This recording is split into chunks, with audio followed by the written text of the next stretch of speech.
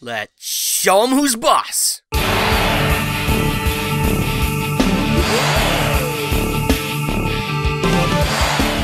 Welcome to the last installment of the Paper Mario Marathon. Only one way to close this all out. You may call it a cop-out to end off fighting. Well, consult every last fuck I was supposed to give. Stay with General White. Good luck. The realm of role-playing summons countless foes to test our might. And while destined to fall flat on paper, tell me I'm not looking at something promising. Mario Once Upon a Time is an era rich in bang-up brawls and kick-ass clashes. Finish your rocket science homework? Me neither. Seems our playtime can resume. Rules are for fools, and I'ma destroy this bitch. Throw out that bookmark. The stops are no more. To battle! You know, when it comes to putting your foot in first, best keep those expectations in reserve. Always nice to see excitement, but the best of said feat aren't guaranteed to come first, or even attached to a not-rotting corpse. First bosses are a crapshoot. Generally, I'm not impressed by them often, but in the case of the trilogy's closure, can see where the super came from. I like to think that Paper Mario's too subtle for proofs of concept. Proving you're awesome is about as difficult as Yoshi's story, but best you flaunt it when you want it. As on said opposers go, Fractail's what you'd call overqualified. A cyber wyvern manages to not only be incredibly awesome, but outclasses the vast majority of his competition. Though initially set down the path of the light prognosticus, Dementio scrambles his circuits. We Shadow of the Colossus now, boys. As the poster child monster for broken ground, this Stanic beast forces careful use of our dimensional flip. 'Tis the only way to land on his back to regain control. Now to channel our inner Zelda and utilize our newest ability to focus down the pain weak spot. Damn, I really want to play Mario 2 now. Repeat this 8 times, and one of the best first bosses in Mario history dies a dim death. Looking back, Fractail's damn impressive. An A-tier card played a touch too early. As awesome as this is, it really makes the greater bulk of Super Paper Mario's bosses look weak. I know a first impression's important, but RP Jesus Crisis Core, save some for the others. A full-cooked glory hog that has no right tasting this damn good.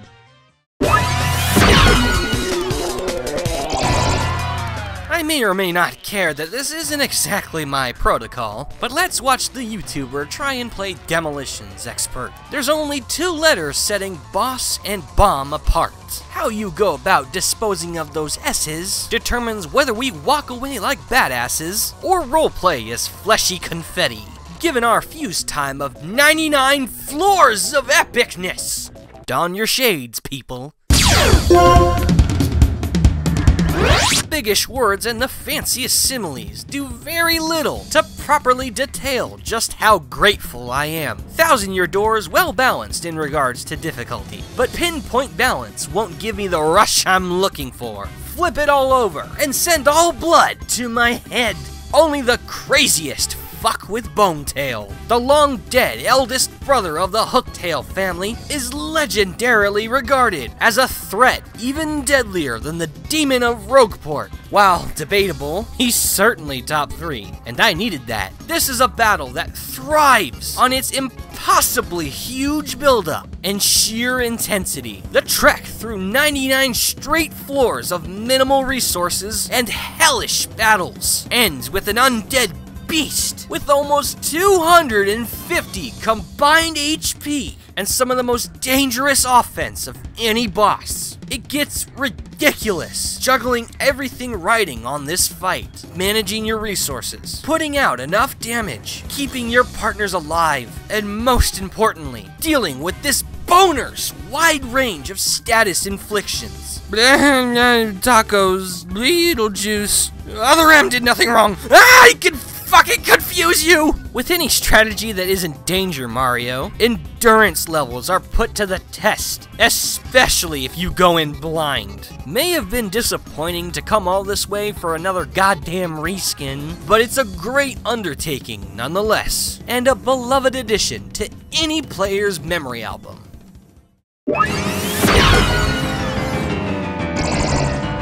A cardinal aspect of an enjoyable boss battle is presence. I mean, what's more exciting, going mano-a-mano with your lifelong archenemy, or fist fight a random bar thug who doesn't even pay his own tab? Last second bosses aren't climactic if not set up properly, and reek of a dozen smelly dyings. I mean, come on! Can our rando at least be a challenge?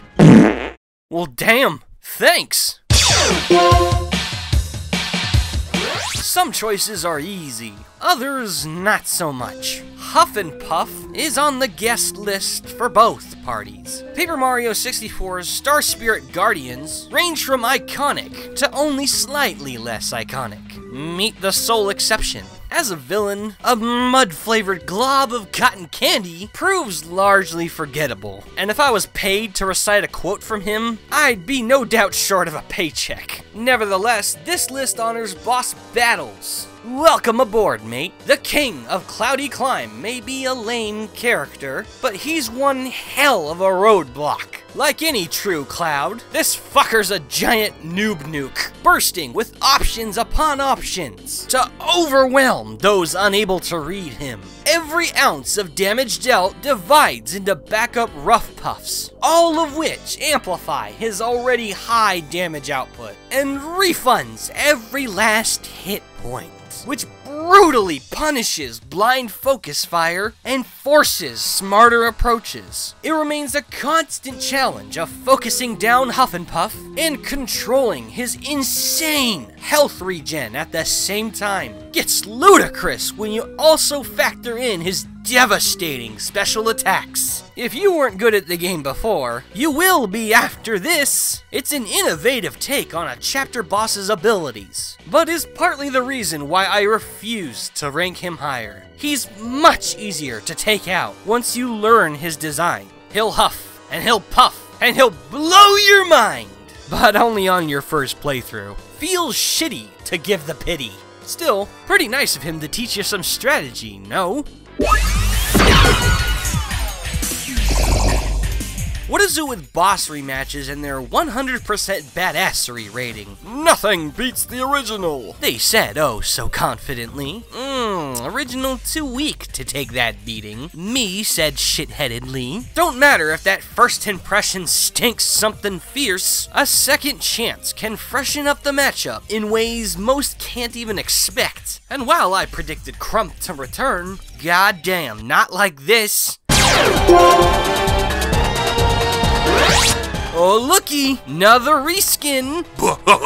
Skin only gets so deep, bub. Nowhere as thick as this fucking metal! The revival of Magnus Von Grapple is honestly an underwhelming upgrade, said the stupidest bitch in the world, who's now dead 3 times the Magnus, 6 times the Grapple, and for some reason, 0.5 times the Von. Respect the numbers, children. I expect a lot of fight out of the world's badassiest hunk of paper mache. Thankfully, I'm right. Crump's big black, oh my fuck, I just wrote that, robot is little more than an action figure. Looks cool, fun to watch, but isn't very diverse in its abilities. Raw damage is this thing's forte, combining a respectable attack stat with insane special moves. Don't be surprised to see upwards of 30 damage smacking your smuggy mug. Wow, what incredible pressure! Yeah, sure got the crowd booming. Good idea! What? Uh-oh. Give him a round of applause! Me and my stupid Ow! Ow! Ow! How did you afford this shit? Crowdfunding. Fuck you! Grab a couple courage shells and stick close to Vivian. This motherfucker rips through ultra shrooms like literally nothing on earth. Crumpykin's final stand was a damn good one, even if it was short. Standing ovations the highest of compliments? Not anymore. Some games are damn near impossible to predict. through admirable ambition, or just random slop almost landing in the idea bucket, you come to expect a distinct lack of pattern in a game that's looking to doodle all over someone else's rulebook. No way Mario would ever fight Luigi. They tighter than conjoined twins. Jesus called. He said, "What?" Paper Mario has done some cool stuff, no doubt. But no, this shit's Antarctic. The almost fanfiction-styled evil persona of Luigi is a fan favorite. Awesome character, but Mr. L's not as cheesy as his name. He's the best boss in the game. Fact. The prophecy of both the light and dark prognosticus rests on this boy's head. It's on! Yeah, fucking leapfrog! Boing, boing, biggity boing! Just two bros messing around, that's what we are. Man, you suck at this, Luigi. Come on, let's settle this in patty cake. Double or nothing. Oh, that's cheating! Oh, God damn it! I love Nintendo so much! Is this a shoot 'em up? What kind of drugs were they on? I need some! Don't do drugs, I'll kill you. So as if I should have expected sense out of this 2007 Wii game. Here's the best part of the fucking game. The Jimmy Neutron reference is nothing more than a bullseye for your suddenly machine gun Scorps cannon. Oh, if only they had power-ups. Oh my God, they do. This is perfect! Now rest easy as you blast the crap out of him. Mr. L may be easy as peasy, but he delivered in spades with over-the-top silly, stupid fun, and frankly hilarious concept. In a game this twisted, dark, and fucked up, it's good to let the brain fill that back seat. It's one thing having to work for a boss. It's another to have a personal reason to. Money's an obligation, Al. Amiens something I'm not already made of. I got tested for revenge once. Think I came back clean. Slat that on the career goals and staple the resume on my forehead. Let's go and get some of that. Ah, you fucker!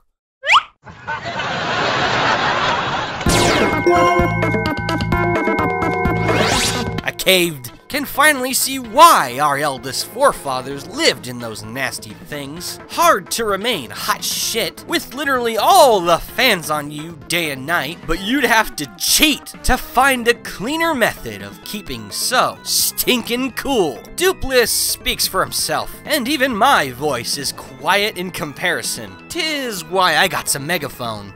Dupliss is awesome! While an absolute gem of a boss based in story, in-game scrapes with this freak in the sheet are slicker than oil. Dupliss can either be really easy or really hard, depending on your approach. First round pans out like a mini-boss, where an underwhelming cache of HP and below average DPS fails to impress. But one move made, and the tables turn so hard, they triple backflip over the moon. Now begins round 2, where a sharp turn into role reversal sees your wild ride crash and burn. You're down 4 partners and left with an unranked Vivian. Worse yet, the Body Snatcher has every past partner on his side, which means he's never without backup. It's a novel twist on the boss battle standard, and that blasted music gives me sweet life. Sadly, this ain't ideal. Dupliss is only difficult if you impose the challenge of taking down every partner on yourself.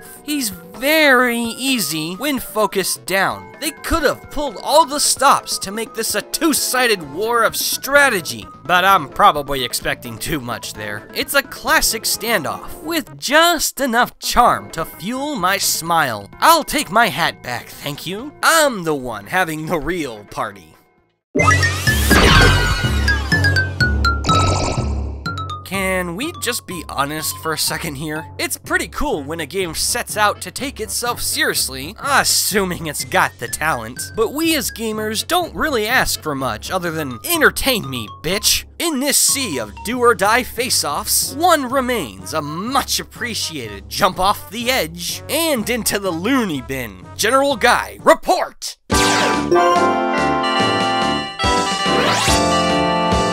A 10, what? Not 10. 10, you fuck. Number 4. Sir, yes, sir. I am not your superior maggot. I am your destiny. Oh, the urge to go all Sergeant Hartman. Meh, sticking to what I'm qualified for, I'd just like to say, bravo! Chapter 4's Shiny MacGuffin is, ironically, less spirited than the clown that guards him. At around 1% evil and 99% goofy, General Guy may be a terrible military leader, but he's one boss battle this game couldn't do without. It's one giant casserole, seasoned with cartoony cheese, and cooked in a beyond charming oven. Like any white leader, General Guy hides behind heaps of underpaid bodies. As many as 25 troops stand in the way, in the form of conjoined infantry, meat shields on stilts, and ranged sharpshooters that totally should have been made of snippets. 50 HP later, and the Big Mouth finally takes control. What looks like a stupid little toy is a dressed up brick, as sturdy as a cleft, and armed with a partner-dropping zap cannon. Meanwhile, old Tidy Whitey retires to his quarters and fancies the title of Bombtail General. There's no sorries in war, men. Purple Heart. Earned. As I've said, this fight's packed with charm, and manages to remain a decent challenge in spite of the mild tone. I expected very little, and got a whole lot more. Fun character, fun backdrop, fun everything. Not all that deep, but never fails to entertain. Classic Mario flavor. While often paired as tightly as tofu and yuck, best count the differences between fan and obsessee. Fans do a dandy job of keeping it cool. That's their fucking post, and hell be damned if they ever leave it. Those obsessed love the game enough to legitimately feel for it. Gets pretty heated. I run the risk of turning crispy, but Macho Gruba is too bad of an ass to leave in the dust. It's a grand tradition for RPGs to house evil among the ranks of dark and all-powerful. Not so much to have a piece of shit side character somehow more detestable than a fucking demon. Chapter 3 ends in a bloody grudge match with one of the nastiest baddies in the story. There's no self-service in the art of justice. And guess what? I'm your waiter for the evening. Macho Gruba pledges all faith to his unholy machine, converting the life force leached from bottom-tier wrestlers into buffs even Anchor Arms can't give you. These include attack boost, defense boost, evasion boost, even extra turns. And he shuffles through these randomly, through every turn, making him stupidly unpredictable. Combining that with an already solid base attack and a health pool even late-game bosses drown in, this motherfucker could out-savage Randy. I hear he can deal as much as 17 damage. Jesus. Look, I know he's not exactly the hot topic, but Macho Gruba's on here for good reason. Not only is the battle satisfying from a story perspective, he's got an incredibly unique style of combat that's often arranged differently every playthrough. He could be a cakewalk, he could be utter hell. It's a box of chocolates. Creative, memorable, and undoubtedly the ass I'd kick first any day, with or without a crowd. GG, you sick bastard.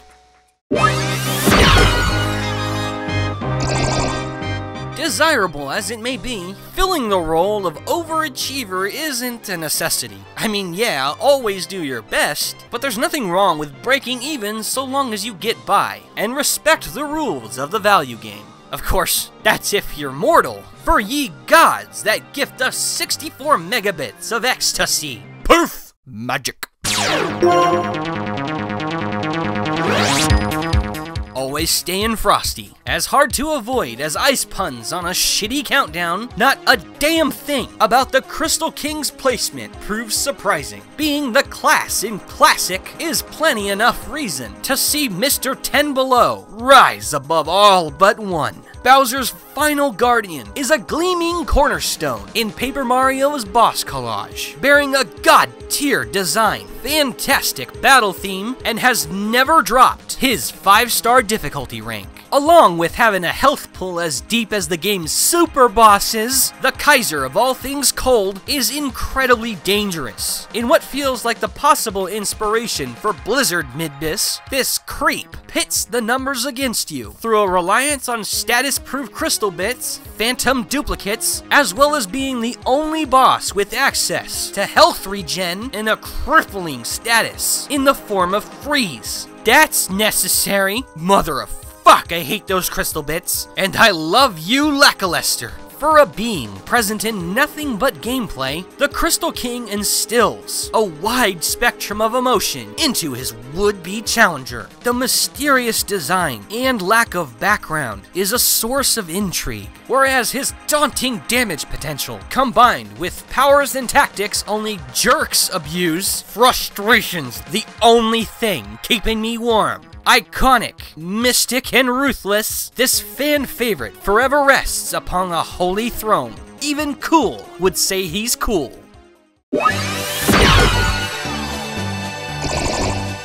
Trust me, guys, I try not to be predictable, but you just have to sometimes. This ain't a countdown, it's a cooking show. See? You see how stupid that was? Today on Waffles Minion, the shitty joke jar's full. And story at 11, the Shadow Queen is still the best boss in the entire goddamn Paper Mario continuity.